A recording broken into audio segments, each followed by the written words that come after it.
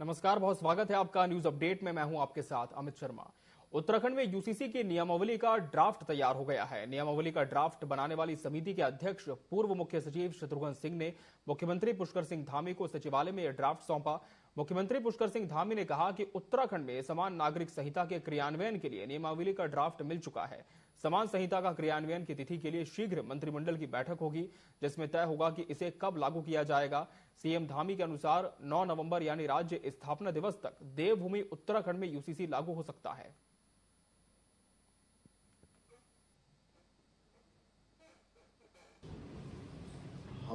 हमारी सरकार सबसे पहला निर्णय समान नागरिक संहिता को राज्य के अंदर लागू करने और विधेयक के रूप में लाने के लिए हम पहला निर्णय लेंगे। और उत्तराखंड की देवतुल्य जनता का मैं आभारी हूं। अगर मुझसे बार बार अनेक स्थानों पर मैं जाता हूं तो वहां मुझे सबसे पहले लोग पूछते हैं कि आप इसका श्रेय किसको देते हैं। तो मैं कहता हूं कि ये श्रेय देवभूमि उत्तराखंड की देवतुल्य जनता को है, क्योंकि उन्होंने हमको सरकार में आने का मौका दिया और हमारे संकल्प को पूरा करने के लिए उन्होंने अपना बहुमत दिया, अपना आशीर्वाद दिया। अल्मोड़ा से खबर है, जहां एसएसपी देवेंद्र पिंचा ने आगामी त्योहारों को ध्यान में रखते हुए पुलिस अधिकारियों की बैठक ली, जिसमें एसएसपी ने पुलिस अधिकारियों को अलर्ट रहने और सुरक्षा व्यवस्था को मजबूत बनाने के निर्देश दिए। साथ ही फायर सेफ्टी, पटाखा मार्केट की सुरक्षा व्यवस्था की विशेष जांच करने के निर्देश भी दिए। एसएसपी ने बताया कि जिले के हर क्षेत्र में सुरक्षा का विशेष ध्यान रखा जाएगा और संवेदनशील स्थानों पर पुलिस की निगरानी बढ़ाई जाएगी।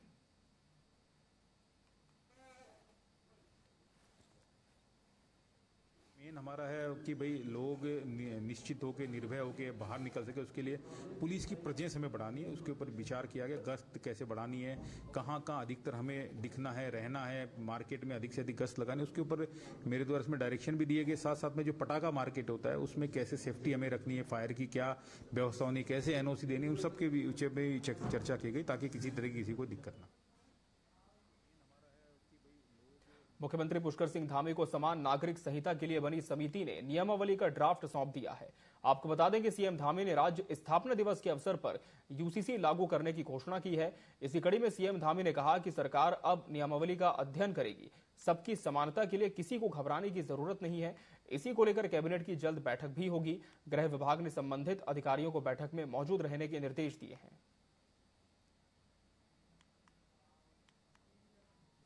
केदारनाथ विधानसभा उपचुनाव की तारीखों का ऐलान हो चुका है। उपचुनाव को लेकर बीजेपी ने 6 लोगों का नाम केंद्रीय पार्लियामेंट्री बोर्ड के पास भेजा है। वहीं कांग्रेस ने भी अपनी तैयारी तेज कर दी है। कांग्रेस ने 4 लोगों की पर्यवेक्षक टीम बनाकर क्षेत्र में भेजी, लेकिन अभी तक उम्मीदवार को लेकर कोई घोषणा नहीं हुई है। उपचुनाव की तैयारी को लेकर कांग्रेस के वरिष्ठ नेता प्रीतम सिंह ने कहा कि जिस दिन से केदारनाथ विधानसभा सीट खाली हुई थी, उसी दिन से कांग्रेस ने लोगों से जनसंपर्क करना शुरू कर दिया था। प्रदेश प्रभारी ने 4 पर्यवेक्षकों की नियुक्ति कर दी है और ये पर्यवेक्षक जल्द ही अपनी रिपोर्ट भेजेंगे। उसके बाद पार्टी उपचुनाव के लिए अपने उम्मीदवार की घोषणा करेगी।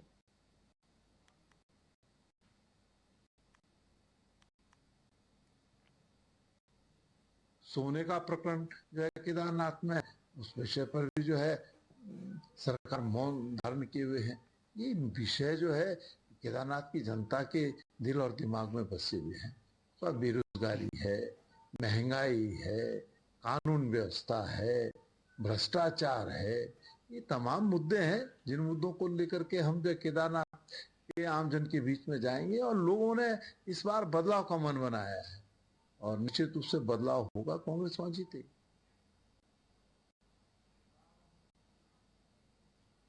उत्तराखंड के पहले निर्वाचित मुख्यमंत्री नारायण दत्त तिवारी के जयंती और पुण्यतिथि के अवसर पर कांग्रेस नेता और कार्यकर्ताओं ने श्रद्धा सुमन अर्पित किए। नारायण दत्त तिवारी के सरकार में राज्य मंत्री रहे नवीन जोशी ने कहा कि राज्य के विकास के लिए स्वतंत्र उत्तराखंड के पहले निर्वाचित प्रतिनिधि नारायण दत्त तिवारी थे।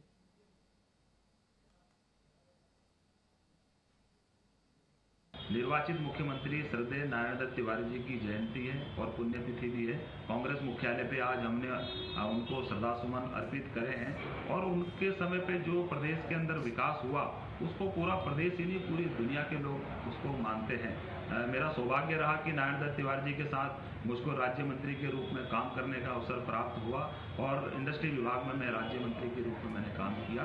उस समय लगभग 2000 इंडस्ट्रीज प्रदेश के अंदर आई, बड़ी बड़ी इंडस्ट्री, टाटा, बजाज, किर्वी, हिंदुस्तान, और यहाँ पे पॉलिसी थी कि 70% यहाँ के बेरोजगार युवकों को रोजगार दिया जाएगा। ज्योतिर्मठ में प्रस्तावित सुरक्षात्मक कार्यों को लेकर जिलाधिकारी की अध्यक्षता में स्थानीय लोगों के साथ बैठक हुई, जिसमें कार्यदायी संस्थाओं ने शहर में सुरक्षात्मक कार्यों के लिए तैयार की गई डीपीआर का प्रस्तुतिकरण दिया।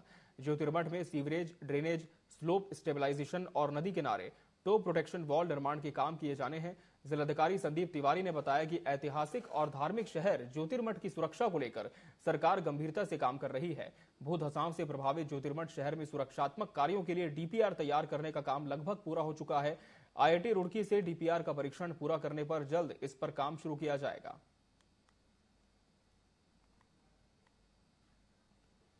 यहाँ 3 विभागों ने अपने प्रस्तावित कार्य यहाँ के मूल निवासियों को प्रस्तुतिकरण दिया है, जिसमें सिंचाई विभाग का अलकनंदा रिवर की लेफ्ट बैंक पे प्रोटेक्शन वॉल का कार्य है। उसके बाद पेयजल निगम के ड्रेनेज और सीवरेज के कार्य हैं। ड्रेन में अराउंड 97 किलोमीटर का इनका ड्रेन बनना है, जिसमें 7 मेजर ड्रेन्स हैं और उसका प्रस्तुतिकरण भी दिखाया गया। उसके अलावा पीडब्ल्यूडी द्वारा इसकी सॉइल बेरिंग कैपेसिटी और अन्य जो शेयरिंग फोर्सेस के रिगार्डिंग कार्य किए गए हैं, बोरहोल ड्रिलिंग की है, उसके बारे में पीडब्ल्यूडी ने अवगत कराया। और राजस्व विभाग ने जो धनराशि वितरित हुई है 217 लोगों को, उसके बारे में अवगत कराया है। और एक बहुत ही सकारात्मक बैठक रही है और आशा है कि जल्दी ही ये कार्य धरातल पर दिखेंगे। लापरवाही की वजह से आईआईटी रुड़की एक बार फिर चर्चाओं में आ गया है। दरअसल आईआईटी रुड़की के राधा कृष्ण भवन की मेस में खाने के सामान में चूहे मिले हैं। ये चूहे कढ़ाई, चावल, राशन में दिखाई दिए।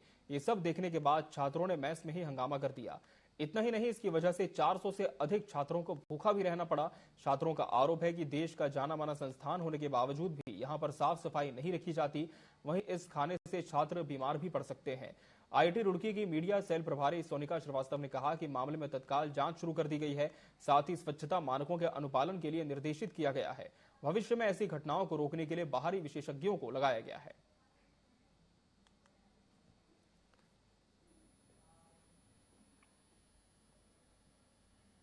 रामनगर के पूछड़ी क्षेत्र में वन भूमि पर अवैध रूप से अतिक्रमण करने वालों पर कार्रवाई के लिए वन विभाग और प्रशासन ने सभी तैयारियां पूरी कर ली हैं। हालांकि वन विभाग ने वन भूमि खाली कराए जाने को लेकर पहले भी नोटिस देने की कार्रवाई की थी, लेकिन अतिक्रमणकारियों ने वन विभाग के नोटिस की कार्रवाई का विरोध करते हुए वहां से हटाने से पहले उन्हें विस्थापित करने की मांग की है। यहां बसे सैकड़ों लोग वन विभाग की कार्रवाई को लेकर लंबे समय से विरोध कर रहे हैं। अतिक्रमण हटाने के दौरान किसी भी प्रकार की कोई अप्रिय घटना न हो, इसके लिए पूरी तैयारी कर ली गई है।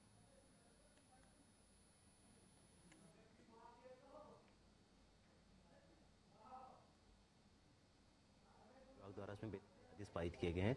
कुल 141 व्यक्ति हैं जिनके खिलाफ बेदखली आदेश पारित किए गए हैं और उनमें से कई व्यक्तियों ने खाली भी कर दिया। अभी मौके में हम डोर टू डोर सर्वे कर रहे हैं, जिसमें ये पाया गया कि 6 से 7 घर ऐसे हैं जो खाली हो चुके हैं। बाकी लोगों से भी मुनादी करके अपील की जा रही है कि समय तक स्वयं खाली कर दें, ताकि किसी भी बल का प्रयोग ना करना।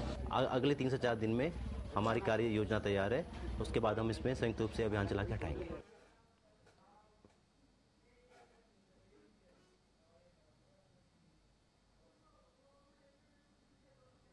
अल्मोड़ा में 2 गुलदार पिंजरे में कैद किए गए हैं। शुक्रवार सुबह नगर के चीनाखान मोहल्ले में एक गुलदार को पिंजरे में कैद किया गया। वन विभाग की टीम मौके पर पहुंची और गुलदार को अपने कब्जे में लेकर रेस्क्यू सेंटर ले गई। दूसरा मामला अल्मोड़ा तहसील के शील गांव से सामने आया है, जहां भैंसियाछाना विकास खंड के सील गांव में एक और गुलदार को पिंजरे में कैद किया गया। वन विभाग की टीम ने इस दोनों गुलदार नर हैं और उन्हें प्राथमिक उपचार के बाद सुरक्षित जंगल में छोड़ने की योजना है। वन विभाग की इस कार्रवाई स्थानीय लोगों ने राहत की सांस ली, क्योंकि गुलदार बढ़ती गतिविधियों से गांव में डर का माहौल बन गया था।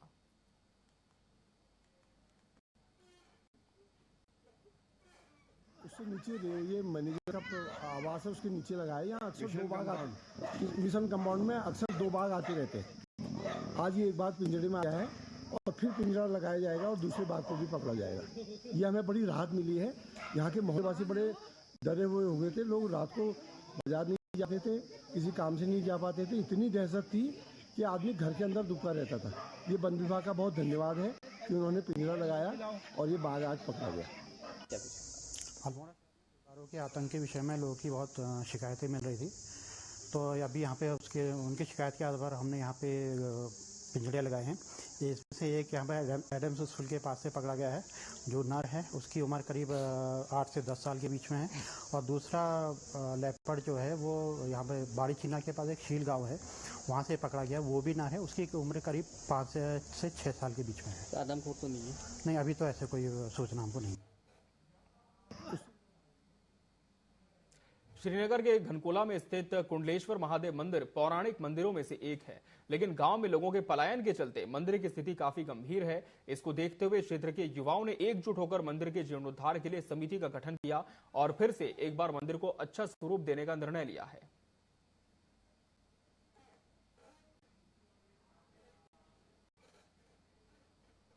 टीवी24 जो आपका चैनल है उसका मैं बहुत आभार व्यक्त करता हूं। साथ ही साथ आपके चैनल के माध्यम से लोगों तक एक जानकारी देना चाहता हूं कि हमारा क्षेत्र घनकोला क्षेत्र है, श्रीनगर से जुड़ा हुआ क्षेत्र है, और इस क्षेत्र में एक बहुत प्रचलित मंदिर है, बहुत पौराणिक मंदिर है, जिसकी पुराणों में उसका वर्णन है कुंडलेश्वर महादेव, और एक हमारी ऋषि गंगा निकलती है घनकोला घाटी, घनकोला पर्वत से, और उस वहाँ से निकलती है और सामने कुंडलेश्वर महादेव है। और सबसे पहले तो मैं आपका चैनल का धन्यवाद करता हूँ कि आपने यहाँ पे जो आज एक श्री कुंडलेश्वर महादेव जो समिति हमारी है, एक यहाँ पे कुंडलेश्वर महादेव है, उसके जीर्णोद्धार के लिए जो आज यहाँ पे आम सभा रखी, उस आम सभा में आप जो आए, आपका पहले सबसे पहले समिति की तरफ धन्यवाद। और मैं आपको बताना चाहता हूँ ये मंदिर बहुत पौराणिक मंदिर है, और आज इस मंदिर के जीर्णोद्धार की जो यहाँ पे हमारे श्री खुशहाल सिंह बुटोला जी ने, जो कि मैं समझता हूँ कि आज सारे क्षेत्र का हृदय सम्राट बन चुके हैं, इस मंदिर के जीर्णोद्धार का कार्य जो उन्होंने जो एक अलग जगह है। आज इस सभा में आज जो यहाँ पे जीर्णोद्धार मंदिर के जो यहाँ पे फर्स्ट बैठक हुई, इस बैठक में आज जो पदाधिकारी को सबसे पहले तो हमारे युवा साथी, सबसे युवा, और मैं समझता हूँ कि इस क्षेत्र के लिए जो सोशल मीडिया के विशेष जिनका काम रहता है, श्री हमारे अनुज जो है कुलदीप रौथाड़ जी, उनको अध्यक्ष पद मिला है। और यहां रुकेंगे एक ब्रेक के लिए, ब्रेक के बाद भी खबरें जारी हैं।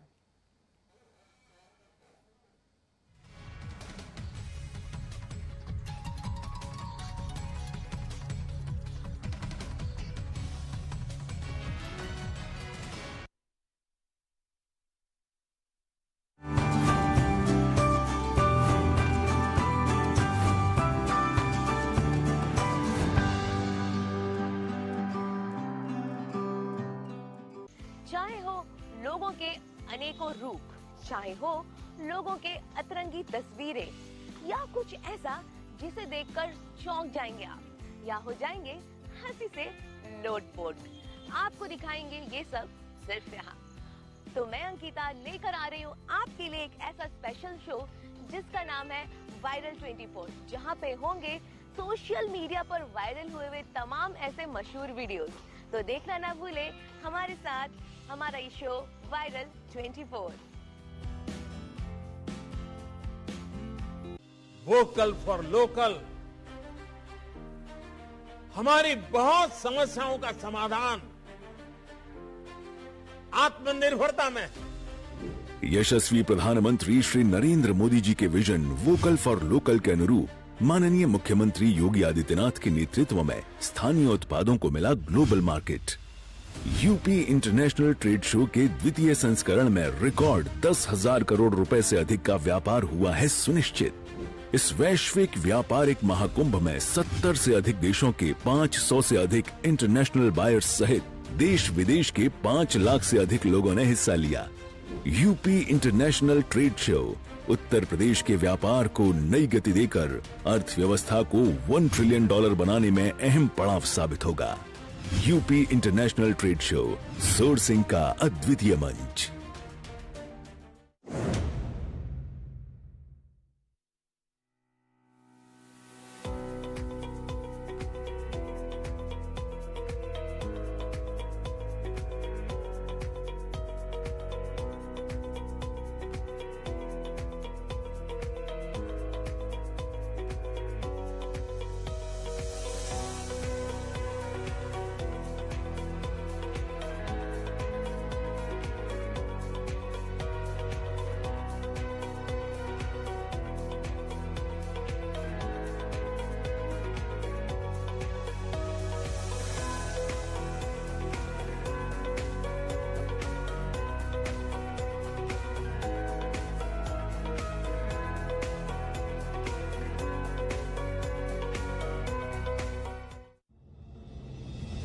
वो शाम पुरानी ढल चुकी,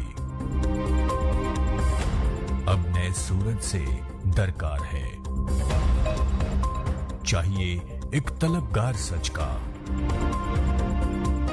अरसे से सुना पड़ा बाजार है।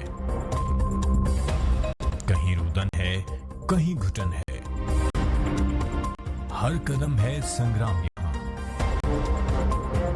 जो इन तूफानों में ठहरे।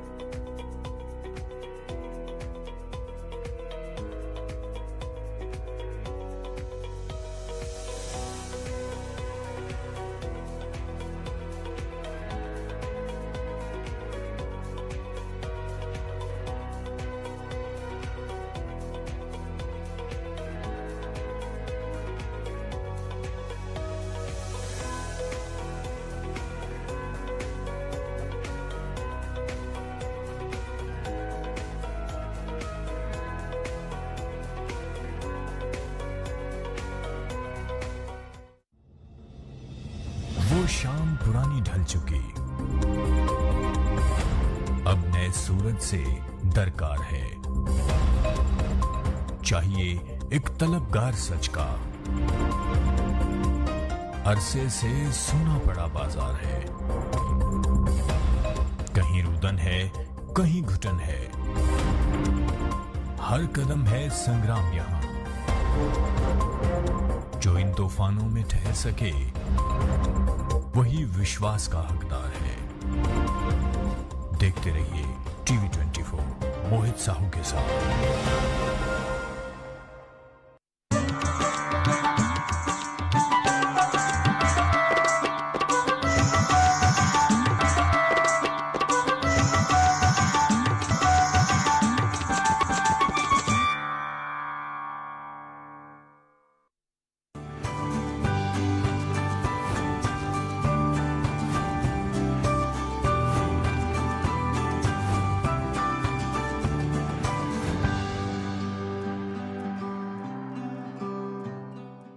चाहे हो लोगों के अनेकों रूप, चाहे हो लोगों के अतरंगी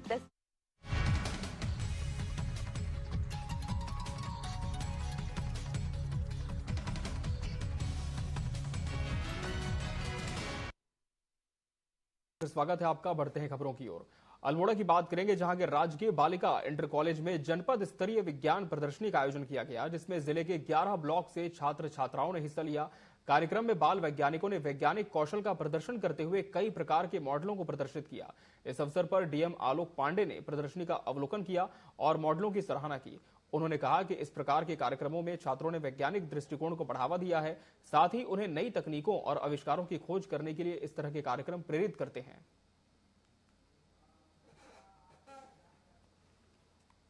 कि इस जो विज्ञान प्रदर्शनी का आयोजन किया गया है और बच्चों ने बहुत अच्छे से अपने प्रोजेक्ट बना रखे हैं और इससे न केवल बच्चों का विकास होता है, कई इतनी अच्छी चीजें हैं कि उनसे अध्यापक भी कैसे पढ़ाएं ये सीख सकते हैं। मसूरी में गीले और सूखे कूड़े के निस्तारण को लेकर Mussoorie Tehri bypass road IDH building के पास 1 करोड़ रुपए की लागत से एमआरएफ केंद्र और बायोमीथेन का निर्माण कराया गया था, जिसका शुभारंभ नवंबर 2023 में हुआ था। लेकिन वर्तमान में एमआरएफ सेंटर पर सूखे कूड़े का निस्तारण सही तरीके से नहीं हो पा रहा है, तो वहीं बायोमीथेन प्लांट पूरी तरह से ठप पड़ा हुआ है। पालिका ने दावा किया था कि बायोमीथेन प्लांट से 25 केवी बिजली का उत्पादन होना था। वहीं पालिका की आय में वृद्धि होगी, मसूरी जीरो वेस्ट होगा। प्लांट लगने के बाद मसूरी शहर का 100% कूड़े का निस्तारण होना था। मसूरी नगर पालिका द्वारा स्वच्छता सर्वेक्षण को लेकर बड़ी बड़ी बातें की जा रही है। यहाँ पर पहला स्थान हासिल करना है, इसको लेकर अधिशासी अधिकारी के साथ एसडीएम मसूरी द्वारा भी बड़ी बड़ी बातें की जा रही है। परंतु स्वच्छता सर्वेक्षण की असली तस्वीर आज हम आपको दिखाने जा रहे हैं। आप देख सकते हैं कि ये असली स्वच्छता सर्वेक्षण है, जहाँ पर कूड़े का ढेर लगा हुआ है। ये गीला कूड़ा है जिसको बायोमीथेन प्लांट में जाना था, इसको डिकम्पोज करना था और इससे कहीं ना कहीं बिजली बननी थी, परंतु काफी समय से बायोमीथेन प्लांट चल नहीं रहा है। जो हमने आपको तस्वीर नीचे जाके दिखाई, जंग खा गए हैं, कूड़ा सड़ रहा है, परंतु वहां पर कोई भी कर्मचारी हमको नहीं मिला है। और ये जो कूड़े की गंदगी और बदबू है, इसका असर आम जनजीवन पर भी पड़ रहा है। इसके ऊपर आईडीएच बिल्डिंग है, जहां पर करीब 40 से 50 परिवार निवास करते हैं। उसके ऊपर उप जिला चिकित्सालय है, जहां पर रोज करीब सैकड़ों की तादाद में मरीज अपना इलाज करने आते हैं। हॉस्पिटल है, वहां पर मरीज रहते भी हैं। और इसके विपरीत दिशा में दिखाऊं तो ये छावनी परिषद का हिस्सा है, जहां पर हजारों लोग निवास करते हैं। आप समझ सकते हैं कि जो जब हम यहाँ पर आपको लाइव दिखा रहे हैं, यहाँ पर हालत बद से बदतर है। हमारा खड़ा होना भी मुश्किल हो रहा है, परंतु जनता को असली तस्वीर नगर पालिका प्रशासन की दिखानी जरूरी है कि किस तरीके से यहाँ पर जो जनता का गाड़ी कमाई है उसका यूज किया जा रहा है। करीब 1.5 करोड़ रुपए इस एमआरएफ सेंटर और बायोमीथेन प्लांट बनाने में लग गए हैं। और इसकी कह सकते हैं कि जो पूरे काम की गुणवत्ता है उसको लेकर एक सर्टिफिकेट भी दे दिया गया है। परंतु असली हकीकत यहाँ पर आप सामने देख सकते हैं कि किस तरीके से वो जो गीला कूड़े को अलग अलग करने की वो मशीन धूल फाक रही है, गंदगी से पटा हुआ है। चारों तरफ सिर्फ गंदगी और बदबू से बुरा हाल है।